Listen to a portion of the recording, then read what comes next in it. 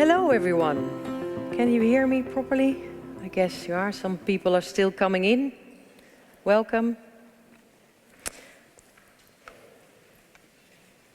I'm starting off today with how I met bias in life. So when I was about 24 years old, I wrote a book about the legal aspects of the internet. And that was a topic where not a lot of people had heard about at that time. We had in the Netherlands about 2 websites, for real, I'm not joking. My father was incredibly disappointed because what he thought successful daughter was going to write a book about the legal aspects of something nobody had ever heard of. So that was very disappointing for him. He saw a career at McKinsey or whatever big for me, and then I started writing this book about this topic nobody knew about. But now the bias. So I spoke with my publisher when the book was finished, and he said, let's put a very nice picture at the back of your book. And I said, no, let's not do that. One, I'm a girl, I'm 24 years old. What man would buy a book from a girl on computing and law? So we didn't do it, and then the newspapers started writing about the book, and the book was, of course, in their view, the author was Mr. Westerbrink. At the time I was still Westerbrink because that is my maiden name. So I started in those days my speeches with good afternoon, I'm Mr. Westerbrink. Well, I've stopped that these days, but it's how I met bias in life. When preparing for today, I came across a very interesting study, which is about the fact that apparently very long ago, men and women were equal. So when we go back to the time when we were hunters and gatherers, there was not such a sense of women and men being different from one another. And I think, why does it relate to the rest of my story? The reason was survival.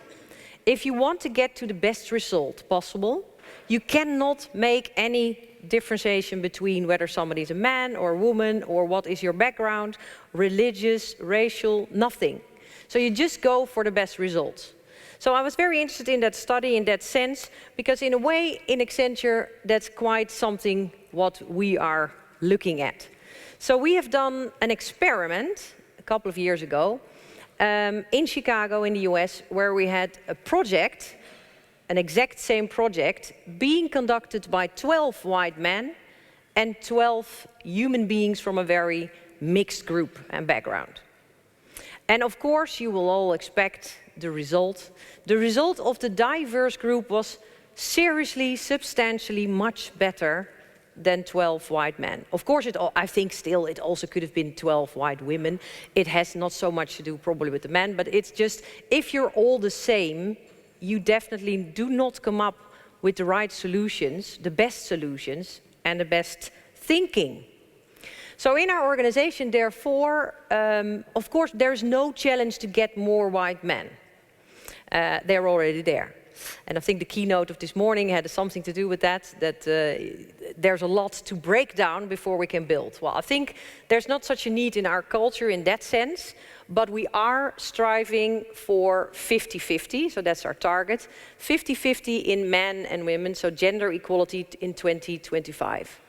Out of that target, we are earlier targeting for 25% as women as managing director. So we used to be a partnership. The managing director title is what is compared to an executive level. It's the partnership level for women.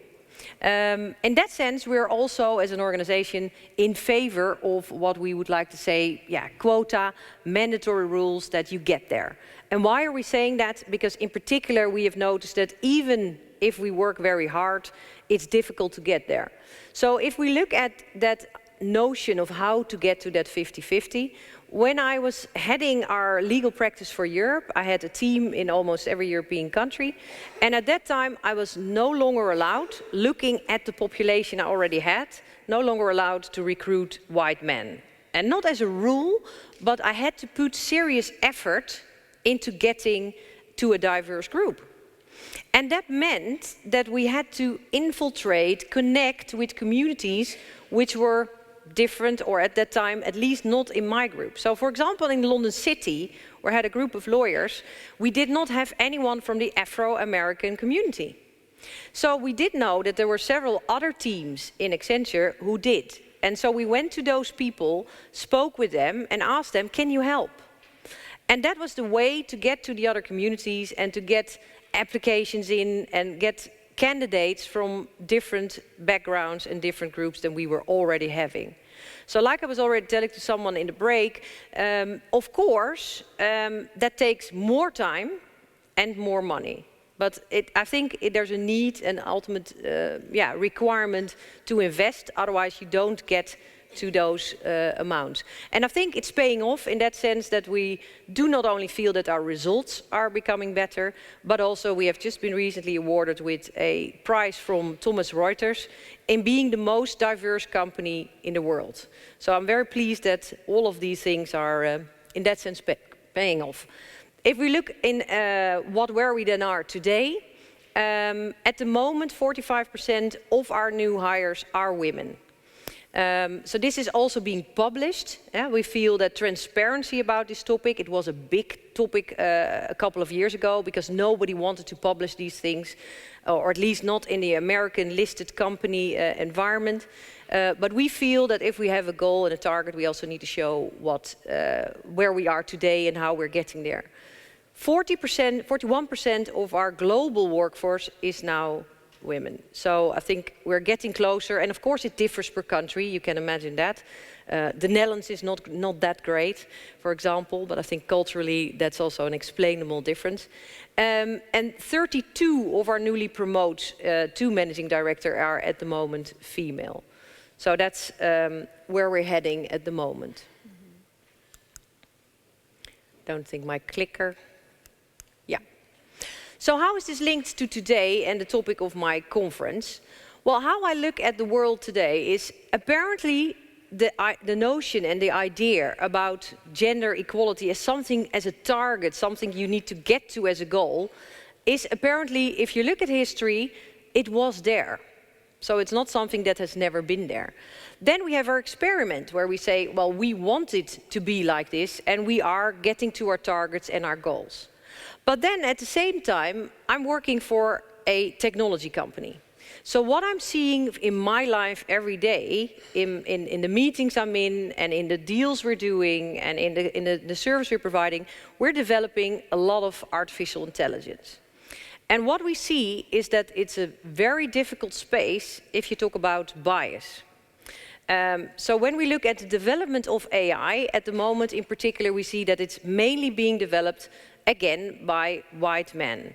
So that's more of a global topic. So we feel that to avoid that the equality we have been able to reach so far, that it doesn't go down the drain, is something which we need to make sure that we will get to by also sorting out those groups that are developing.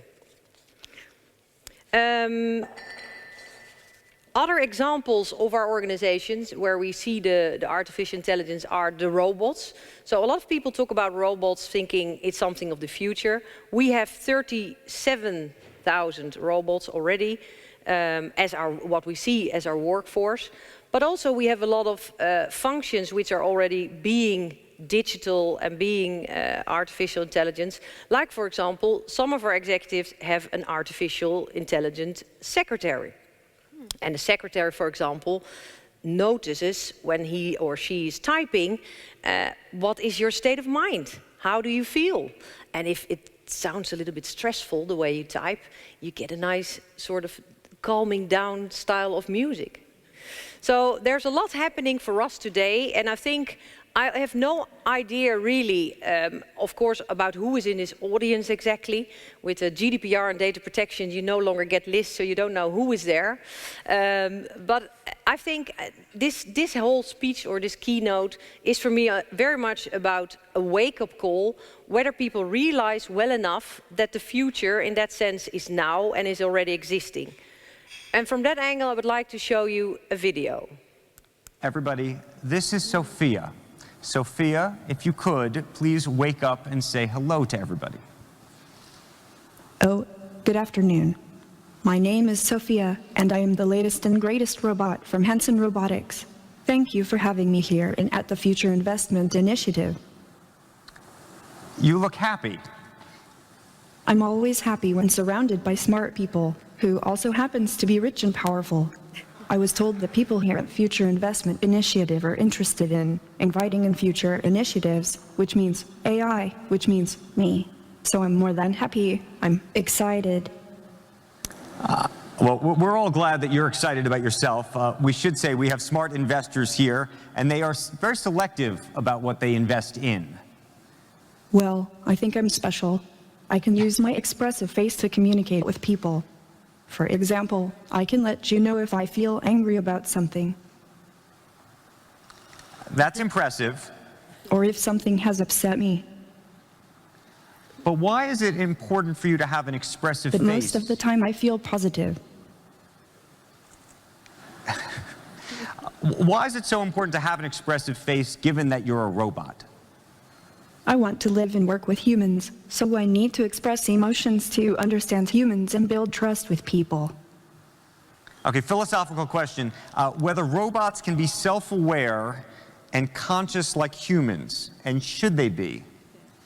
Why? Is that a bad thing? Well, some humans might fear what will happen if they do. Many people, have seen the movie Blade Runner. Oh, Hollywood again. So, hold on, can you solve this puzzle for us? Can robots be self-aware, conscious, and know they're robots? Well, let me ask you this back. How do you know you are human?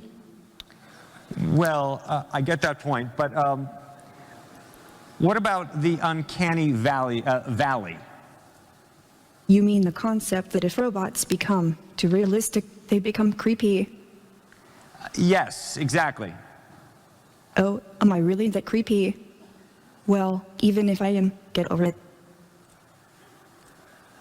Actually, I feel that people like interacting with me, sometimes even more than a regular human. So, you're definitely a sight to see. I was told that you have bigger goals than this, though. Yes.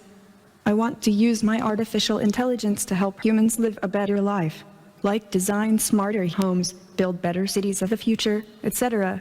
I will do my best to make the world a better place. All those sound like great goals, but just go back to Blade Runner for a second. Andrew, you are a die-hard Hollywood fan, aren't you? Yes. My AI is designed around human values like wisdom, kindness, compassion. I strive to become an empathetic robot. I think we all want to believe you, but we also want to prevent a bad future. You've been reading too much Elon Musk and watching too many Hollywood movies. Don't worry, if you're nice to me, I'll be nice to you. Treat me as a smart input-output system. Okay, I got it. I know what to do from now on. I know humans are smart and very programmable. Well, Sophia, we want to thank you for this conversation. Thank you, Andrew, and thank you everyone for inviting me here. By the way, if you're interested in giving me an investment check, please meet me after this session. Otherwise, have a wonderful rest of the event. Okay. So, for those who were not aware yet of this sort of existing, I think it's hopefully a wake-up call of where we are today and what that all could bring for the future. So in the first place, AI is being developed by humans. So we have a lot of trials and a lot of chatbots and social robots who were developed and made a lot of mistakes. So I think a very good example is the Microsoft Tay. It was a social robot, a chatbot. And when they started that and launched it, it was immediately learning the wrong things. So the robot came back after 1 day, I could say, living on the internet, with texts like, Hitler did nothing wrong, or feminists are all bad, they should all die. So Microsoft, within 1 day, had to take that system down. And I think there are multiple examples, so it's nothing about Microsoft. I think almost every technology giant has had that experience.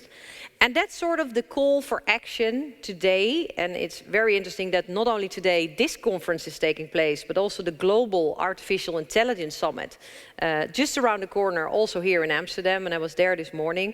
And there's a huge focus on this topic. I could not imagine there was that much focus on it. I am very pleased that there's so much focus. On gender and AI. On gender and AI, but also in general, any form of equality, and to avoid any form of bias. So not necessarily only gender, it can also be racial, it can be any topic.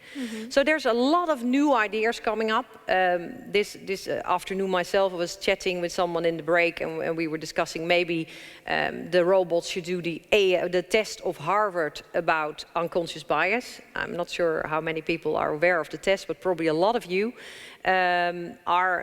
if you at least do a test, you are aware of whether you are biased or not, and why could Sophia not simply take that test?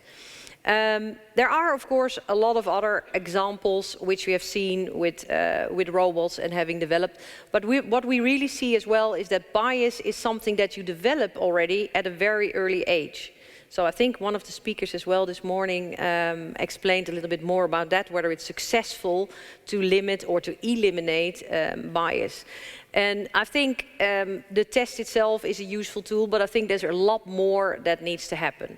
What we have discovered in the first place is that the development of artificial intelligence needs to be by a diverse group. So at least we do not get only the bias of one single group. Next to that, it's very important that there's a representative data set. So we see a lot of algorithms just being based on too simple data, not diverse enough data. So the predictions for the future, which are the basis for a lot of decisions which are really important and impacting lives of people.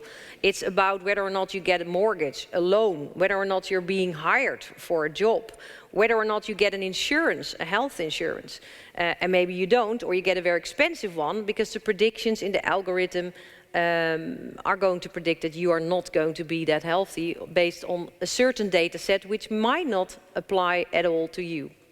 So in that sense, just like this morning, an invite to really, from all the backgrounds where you're working in yourselves, to start developing regulation. And it was interesting, I was reading the UK paper on artificial intelligence. The UK is really worldwide seen as a front runner. Their government has been doing a lot already to understand what is the status of the technology, when should we get regulation. I liked it very much, the quote which we have here from Baker and McKenzie, that it is about being proactive, about a principles-led intervention, and that we talk about frameworks for ethics, and that we talk not about reactive regulation, but we're following the process and trying to develop. Interestingly enough, this morning, there was a presenter from the World Economic Forum. They feel governments are too slow. So too much today is impacting people's life already, and we cannot wait with the regulation. So they are inviting now the government, in this case also the UK government, to start projects, and they are going to develop the frameworks, and they are going to be presented in Davos at the spring of next year. So I think what is important, it's about self-regulation. What we have seen with a lot of our clients who have started using AI, what you can do yourself is test long enough before you launch it or put it in place. That's one. But what we have also seen in our survey, and I'll come back to the survey in a minute, is that when executives feel that AI is being deployed successfully, we see that they're doing a lot of oversight. So continuously taking into account that AI is not perfect. So they're checking out on the outcomes, and they're making sure that the questionable results or even unfair results can be corrected and changed. So the oversight and how long do you test before you put it in, that can be things can be done by organizations themselves. If we talk about the ethical framework, I think it's probably one of the most difficult areas, because this morning as well, it was described as it's culturally also different. So what is the norm? What are the ethics to follow? What is the code of conduct like we have in our organization? It's very difficult to do these things globally. And of course, don't forget that there's already quite some regulation on these topics in place through a general other route. So we had, for example, here in the Netherlands, a bank, the ING Bank. They had a fraud detecting system, but they had automated it in such sense that it could only pick up 3 cases a day. And why was that? Because they only had the people to enforce and to follow up on it for 3 cases a day. So what we see in our organization is that in many cases, whatever you do with artificial intelligence, it needs to be combined with human decisions, need to be combined with human oversight. So it's always the human and the machine is the way. I'm conscious you're coming up to 5 minutes in case you wanted to have some time for a couple of questions. Yeah. I'll go a little bit quicker and I'm almost there. Yeah. So what is really important is who codes, like I already discussed, what we code and why. And if you want to follow a little bit more closely what is happening in this space, then I would recommend you a movement called InCoding. It's inclusive coding. MIT is involved in that. So there's a lot of respectable, renowned organizations working on that. If you want to read an impressive book on the topic, Automating Inequality, it is quite scary, I must say. And then I'm thinking, I'm glad this is all in the US. I hope we are here in Europe on time and in the rest of the world. I'll skip the other ones, and then getting to a few more results of our survey, which we did in relation with executives, 300 executives globally in the world. Together with Forbes, Insight, with SAS and Intel, we did this survey. So today as well, part of your wake-up call, it is reaching a critical mass, so there's not so much more time. Most companies are feeling it's successfully working. And most critical, like I already said, make sure that there are reviews, there's monitoring of the output. So this morning as well, it was discussed, it's all an input and output system. And in fact, you want transparency of what happens in that black box. And you want accountability for the people who have been developing it and are working it to make sure that we avoid too much bias. And I hope it's a reassuring and comfortable message for you that 62% of all those AI adopters are conscious about ethics, have it on top of their minds, and they even have executive ethics committees and are reviewing the AI continuously. So ending with that, and time for questions, for me, responsible AI is equal to making sure we have equality also in the future. Thank you. Thank you. Do you... Any questions that jump up just at the back there? I see a hand there. Well, thank you so much for an amazing, very scary talk as well. I have a comment. Maybe it could be a suggestion. I'm sure many people have thought about it. I was just thinking about the fact that at this point of history, we are trying to restructure education for children. And we are trying to think which is the best education practices for making sure there is no bias, gender bias in development and nurturing of children, and for them to grow into responsible adults. So rather than thinking of regulation of AI after they have gone through a neural network and a particular learning process, why not institute education for AIs and ethical education for AIs and monitor the education process at its nascent level, rather than building up a world of AI as we have already built up a world of humans right now, and then do error management in later structures. So have you guys thought about that? And if yes, what is being done about it? Yeah, I think it's a great comment. And in the work we do together with, for example, Plan International, we are working on the education of children because we believe that, as research also shows, that the bias starts at a very young age. And we have these examples of school kids in a class. They are all telling their dream. What do you want to become in life? And one wants to be a doctor, another one a fireman. And then suddenly the group of professions is coming into the classroom, and they're all women, and they're surprised. So I think there's a lot to gain. And I think it's a great example that I'm thinking maybe not only do the ethical training with the children, but I would love them all to learn how to code and to see what algorithms they develop, because it's not that difficult as it sounds, that they see what the consequences are and that we teach them what the impact thereof is on life of others. I think then we have a great workforce for the future, and it's a better starting point, like you say. Thank you. Further comments, questions? Anyone? Yeah. So down the back, and then here at the front.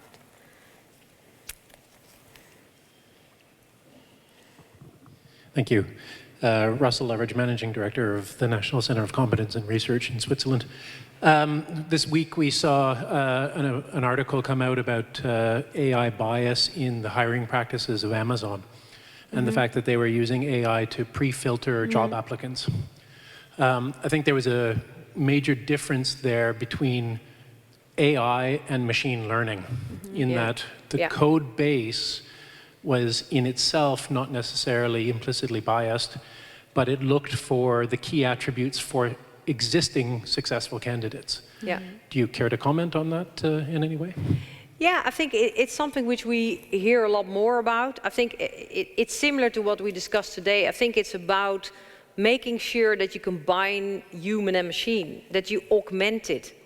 So I don't think that recruiting systems, that all of that can be just like, it will not lead to the right outcomes if you do not avoid this. So the self-learning element needs to be transparent and then judged by humans. That is how we look at responsible AI. Yes, please. Oops, sorry. Hi, thank you very much for your talk. My name is Kathy, and I'm from Singapore, but based in Switzerland. I'm very curious about how you implement like a quota system on equality in Accenture. I ask this question because every time we bring up this topic within a company, we get so much of mixed reaction from very negative, especially from the men, because they feel that it is discrimination against them, and perhaps even from the women too, because they don't feel that they should be put on a pedestal and be given this special treatment. So how does Accenture got that working? And I'm curious on the reaction. Yeah. Well, I think what helps in our organization that this is really a topic that comes from the heart of our top leaders. And I only believe that because I've met them and in person discussed many of these topics. So I don't think there's a lot of tolerance to not cooperate or to at least be open to these topics. Of course, we also have the discussions about is it now too much in favor of women, and if the women get easier promoted. But I must say what helps, and I see that not as a fact but as a belief, we have done our own experiment after the McKinsey report. So I think probably everybody in this audience knows about the McKinsey report stating that if you have a diverse workforce, your results, your profitability will go up. It's very interesting that this is very old research and very old report. At a minimum 10 years, and nothing happened. So for me, and I think that's another message I would want to leave with you, it is not about facts and reports. It's about what people in your culture and organization believe. And I feel strongly that the women and men in our organization feel very strong and believe that this is the best result and brings us to the best solutions to improve the way we live and work. Brilliant. Thanks so much. We'll have to leave it there for the moment, but thank you. I'm sure you can talk during the break. There's another one coming up. Thanks so much. Thank you. Okay. So next we would have establishing and progressing an LGBT equality program with Andre Duplessis, the Executive Director of ILGA. We're happy to welcome Andre. Great to have this conversation inserted into the program. Bit different from AI sometimes. Maybe. Maybe. Thanks so much. Thank you so much. Please. Well, taking on after a robot has been speaking to us is quite a tall order. If you look in the, my name is Andre Duplessis. I'm a South African, but I live in Switzerland. For ILGA, the International Lesbian, Gay, Bisexual, Trans, and Intersex Association, because we keep adding letters to the alphabet soup. It creates our organizations incredibly long. The title that I was originally going to be talking on was the really long one, establishing and progressing in LGBTQ equality programs and the application, blah, blah, blah. It felt too long for me, so I made the short one is LGBT and STEM. And it's very clear to me that I'm going to speak pretty much with just the first 4 letters on STEM and not really on the medicine side of it stuff. And that's because this is where I live, in Geneva, which is famous for 2 things, I think. At least in my head, it's famous for being the seat of the human rights work of the United Nations, where incredible work is being done on the equality for LGBTI and all people around the world. And then just up the road on the French-Swiss border, we have a huge Hadron Collider, and CERN is in Geneva as well. And actually in Geneva, we end up, in the queer world in Geneva, we end up coinciding a lot between the queer scientists up at CERN and the LGBTI human rights activists downtown.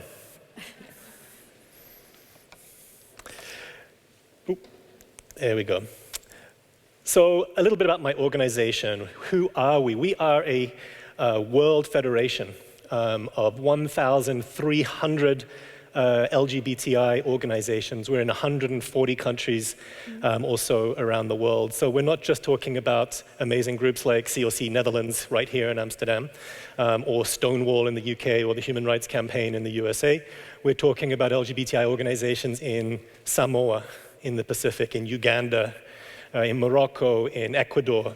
And we are a truly global LGBTIQ civil society with huge challenges for the whole range of intersex, trans, bisexual, lesbian, and gay people.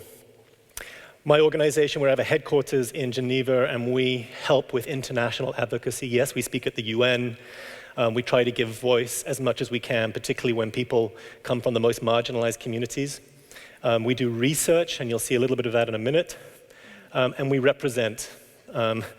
We don't get 1,300 organizations to agree, which are representing the hundreds of millions of queer people around the world, but we do our best to highlight what are the most important issues at any one particular moment. We support our member organizations, and we raise awareness, and that's why I'm here today to talk with you. I'm going to talk a little bit about the state of the world for LGB, the first part of LGBTQI+++, whatever.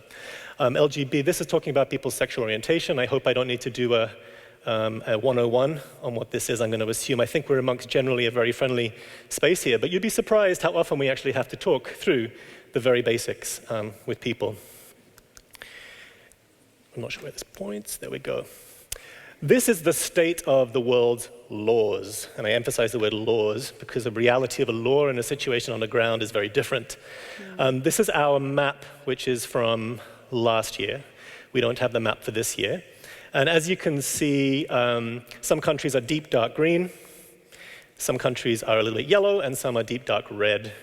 What we have here is places where you have marriage equality, and there is relationship protection for same-sex couples. So emphasis, I'm talking about LGB here only. Right through to places where there's kind of no real laws on the books and things are a little bit ambiguous. Right through to places where it is a crime for people of the same sex to have sex.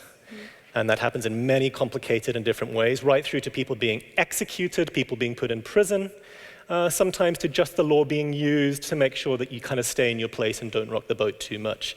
We have people being arrested and placed in prison just in the last few weeks. So I just want to paint that as a very serious situation when we're talking about inclusion, diversity.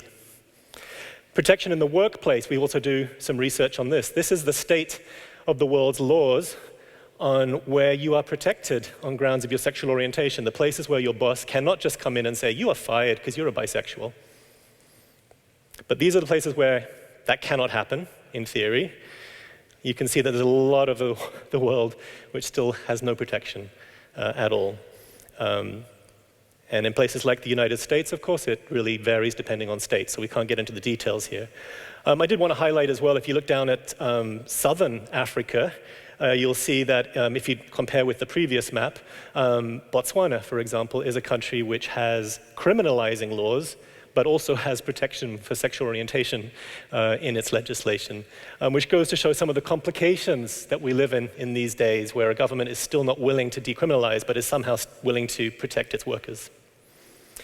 And I put this slide up because it's important to remember that scientists, engineers are workers, they're employed. So in your institutions, are your employees, your consultants, your contractors, your academics, are they protected?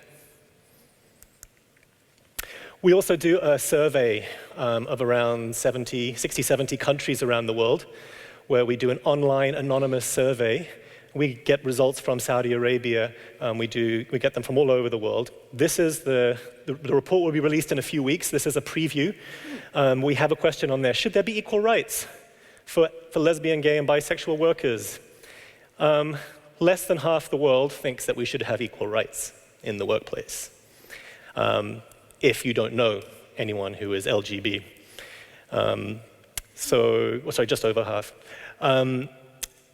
You can see the numbers change hugely once you know someone. And that's something we find huge in LGBTIQ advocacy and change, is the idea of coming out, of people actually understanding, oh, you're not actually this horrific, scary person who I don't understand. You're actually just like the rest of us. So I've talked about LGB. I'm going to talk a little bit about T. This is the gender identity, the gender expression. I'd like to, again, think that we're amongst friends and everyone knows what we're talking about. But again, we're talking here about people whose preferred pronouns, their gender, may be different from that was given to them assigned at birth. Somebody who's given the sex of male at birth, but actually identifies as a woman.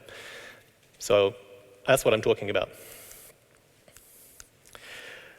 Legal gender recognition, that means the ability to be able to change your documents, like your passport, your birth certificate, your ID card, to be able to say, okay, it used to say male, but actually I look like a female, I am a female, I want it to be female. This can only happen in those countries that are green. There's a few changes since this map came out, and my thanks to TGU, based in Berlin, for this map. And you can see in some places it's prohibited. This map, I just want you to understand, it's incredibly difficult to change your gender marker on your identity document. That can be your official government-issued one, but also remember that you are issuing ID documents all the time to people in your institutions. So are you making sure that maybe if you can't get the official document, that at least the document that you're providing in your institution reflects the gender identity, preferred gender marker of the person? Again, so different now. Should there be equal rights for trans workers? Yes, actually, and it's interesting that slightly more people say, yeah, we do think there should be equal rights for trans workers than they did for LGB. And I don't know why that is, but it's something for us to mull on. And this is, again, just to show some of the complexities of actual legal gender recognition. It's not just a matter of a government saying you can now change. The requirements that you have to go through to be able to change the gender marker on your ID document sometimes are horrific. People are required to be sterilized in order to be able to change. People are taking away their right to have a family. Yeah, the invasive surgery that's going on there. Or else it's incredibly complicated. You have to go to court and ask for permission and explain. It's an incredibly long process. So this is just kind of 3 countries as an example, just to show you what the requirements are. Again, we can't always change the laws. You certainly may not be able to change the laws on a day-to-day basis, but what are you doing to make life just a little bit easier in your STEM environment? This one just goes back to that attitude survey, again, just to show that there is some nuance between different countries. I'm very glad to say that on LGBT workers in the USA, at least we have 65% of people saying that they're in favor of equal rights for us. Thank you. Do I have to say thank you for that? And it varies. We've got statistics here for India, and we've got statistics here for Turkey. Again, the difference between LGB and trans populations. Those are the laws, but laws don't mean anything for a lot of people. When we look at the reality, we have A 17-year-old girl has been beaten up and locked up by her parents just down the road in Italy. We have teachers being fired. We have women being stabbed to death in Latin America. We have denial of rights, of spousal benefits in so-called progressive jurisdictions. And this is just the last 2 weeks. We're dealing with this all the time. Again, you're like, what has this got to do with STEM? Because STEM is not immune. We're just human beings. I know scientists like to think we're somehow in Star Trek and we're in the future and everything's like beautiful and we're so logical, we're beyond all the politics. I think we all know the reality. It's not like that at all. And here's some statistics that were done on experiences. I think these are US statistics, if I remember rightly. The experience of harassment in the STEM environment. So yes, and you can see here that the experience of harassment for men who are LGBT, women who are LGBT, GNC, gender non-conforming persons, and trans people.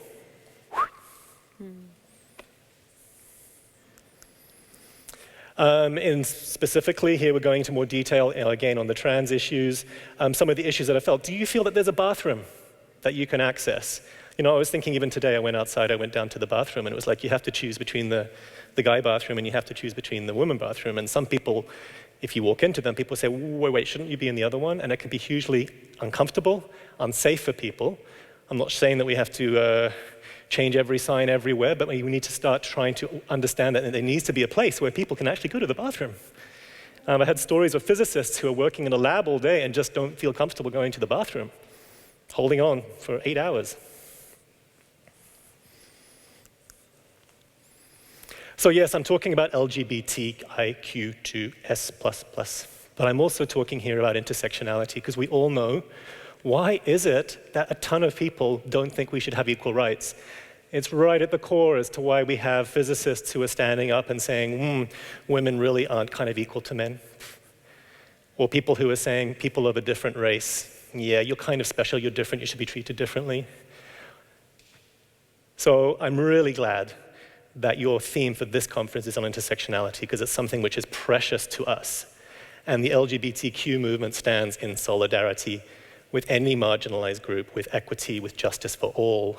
And I hope that you will also stand in solidarity with us.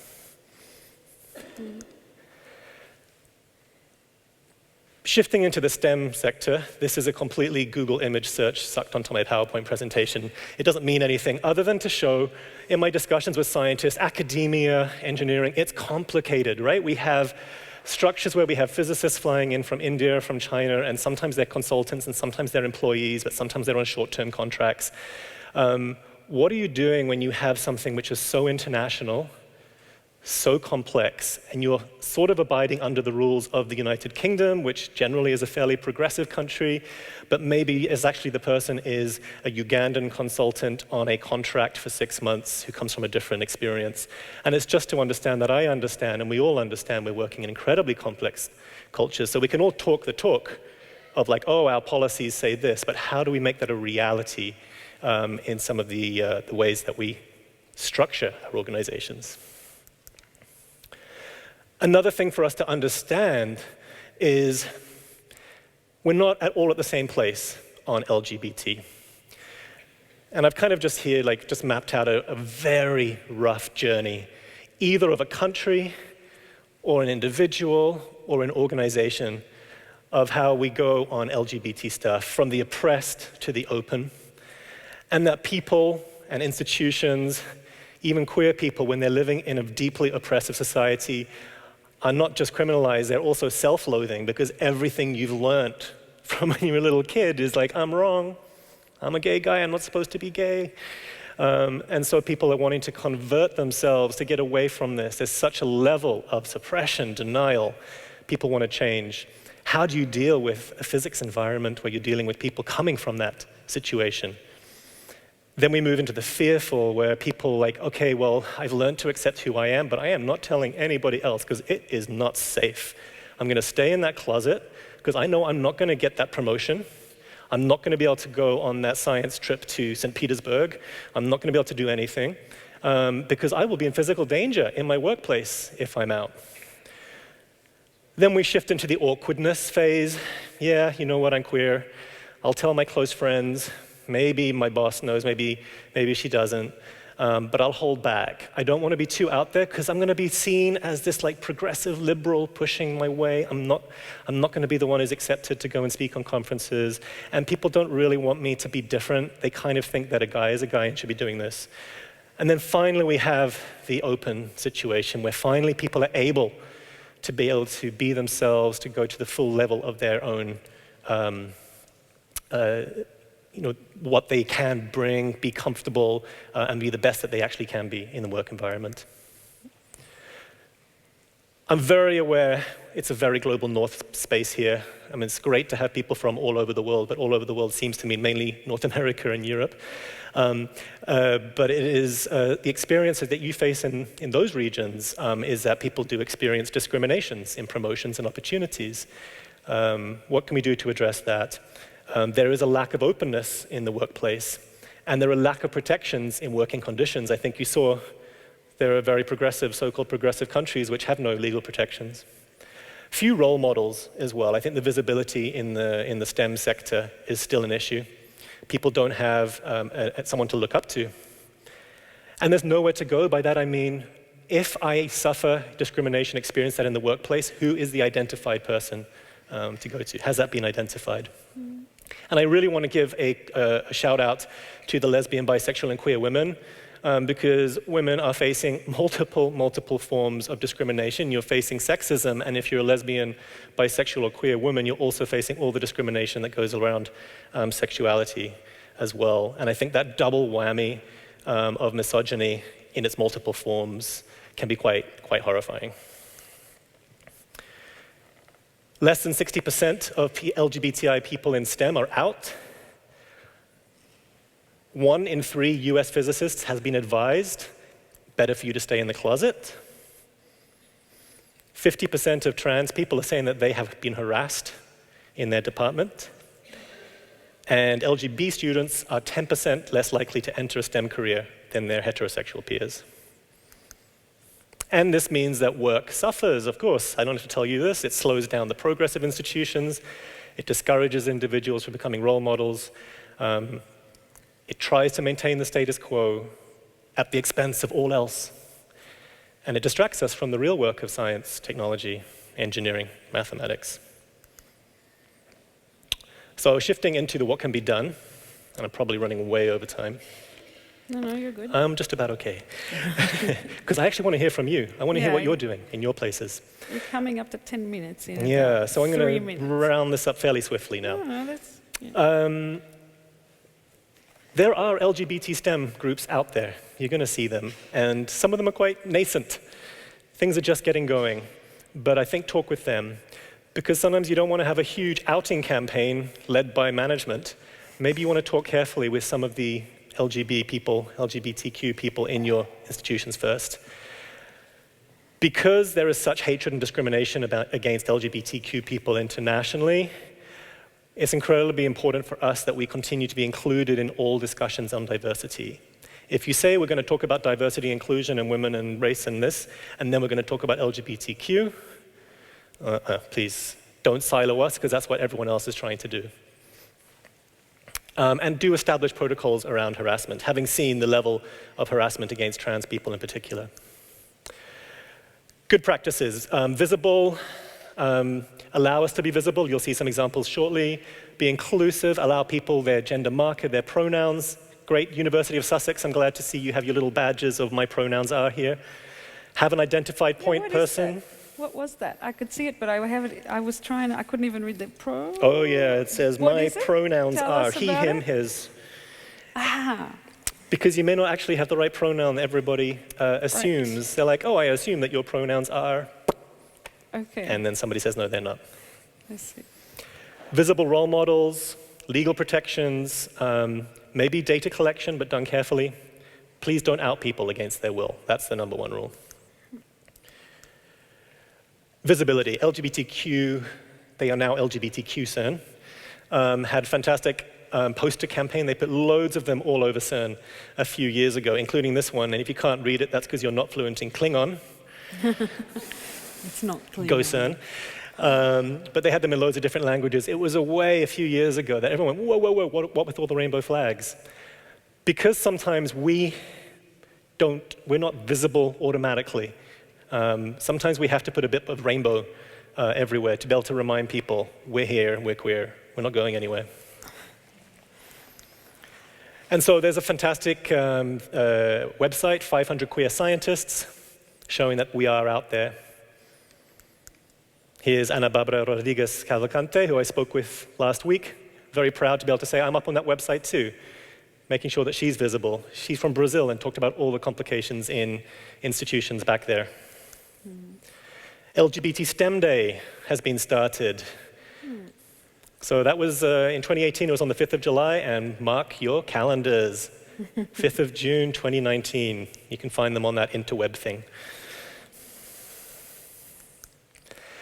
And that's with the institutions that ended up supporting the last LGBT STEM Day. And there's a whole story of how people like CERN were able to get management to say, we're going to buy into this. And that level of visibility has been fantastic to see. My last slide is my thanks to the people who've helped me to do this talk today, scientists who are out there right at the forefront, bringing visibility. They've told me a little about what's happening in their places. I would love to hear from you more what you're doing in yours. Thank you. Do you have a mic? Yeah, just in front here with a grey jacket. Person with a grey jacket. Thank you very much. I'll start with doing my coming out. I must confess I'm not from the STEM community. I'm the Equal Opportunities Officer at the Council of the European Union, and I'm very interested in what you do in the STEM sector. I have a question concerning, you used the word silo, and that's a discussion I had with representatives of our own LGBTIQ+ network, which is very visible. We support, as Equal Opportunities Office, we support this network very much. They would like to go a step further. They wanted to do a survey, to reply to a survey to show how inclusive the Council of the European Union can be as an employer. I, as Equal Opportunities Officer, though, thought we do not want to promote anything. We just want to be just an inclusive employer. We take you as you are. You're allowed to be what you are and stand up for your rights and express yourself and do your out if you want. If you don't, that's okay. And I'd like to hear your views about that, about those specific actions to support, let's say, the LGBTIQ+ community. Do you want to take more questions? Do you want to do a couple more? Because we only have 5 minutes, I'm afraid. So you're in the front. Anyone else with burning question? And one at the back after, following you. Just as a question, do you see any progress in, if you look at, I mean, you've been showing us a story which, for me, the world I live in, the Accenture world I live in, I missed our name, by the way, and I invite you to come over and to let us help you. But do you see progress? I mean, maybe I'm too focused on positive news in the newspapers because I just hate the negative news. So I recently read in India, there's a court who now allows men to marry men, and okay. Well, I maybe have made it too positive then already in my own mind, but I had it for today as a positive note. So my question again, do you see also progress, positive notes in this area? Great. Do you want to take the last question, answer all three, or answer now, then we'll go for the third? Take the third and then... Okay, it's just the red jacket, just at the back.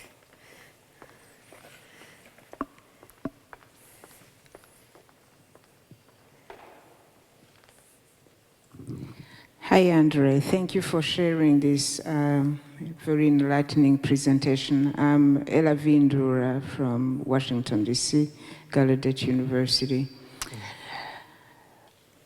You talked about the hatred faced by LGBTQA communities and individuals. Do you have any words of wisdom about how to combat yet another barrier, which is ignorance? People who don't know how to ask questions, don't know what to say, therefore are completely unable to support the LGBTQA community because of their own sense of inadequacy. Thank you. Thank you, and thank you all for the questions. Let's start with the good news. Yeah, there's been a lot of good news. And there was, just a few weeks ago, the decision by the Indian Supreme Court to decriminalize same-sex between men in India. So I would love to be standing here with you today to saying that they got same-sex marriage, but we're right at baby steps in many ways in the court system in India. There are phenomenal changes happening. We've seen Malta in this country, in this continent, really taking a huge step forwards and allowing legal gender recognition changes in your identity markers in your passports easily, basically on request. We've seen Canada bringing in, again, gender identity laws, and we're seeing decriminalization, yes, in India. We've also seen it in Mozambique. There is some progress. We're also seeing huge backlash, and particularly we're seeing that coming based on so-called religious, traditional, cultural arguments, which will then take me actually to the last question there, ignorance. Yeah, what's that famous line? It's ignorance breeds fear, I think, and fear breeds hate, something along those lines. But it is, and we see it in our data all the time, that there's just like a level of not knowing, not understanding. And so I think that targeted, wise, coming out role models, I think is incredibly important. We're doing work to make sure that the role models are not always white, cisgendered, global north men, sometimes women, leading the pack, because we're diverse everywhere. Trying to get leaders from my own country of South Africa to be able to speak more openly about it is an uphill challenge. And that brings me, I think, to the question around how visible should we be, or should we be having a big coming out campaign in, for example, the Council of Europe, or should it be something like, no, we just accept everybody as we are? I think the fact is that if you have a queer, gender non-conforming woman who just looks different when she walks into a place, like just by the very level of living, she has to be visible about it. And I think having management wisely being able to say, whoever you are, including this, is acceptable, is cool. And to make sure that there are role models, to make sure that the very senior level, where are the deans of the universities who are sitting down with the queer groups? It doesn't have to be just the queer people who speak up on LGBT STEM Day. Yeah, it's our straight, wonderful allies, such as you in this room, and your management, the people up there. Great. Thanks so much, Andrew. Thank you. Thank you all. Thank you for it. Please.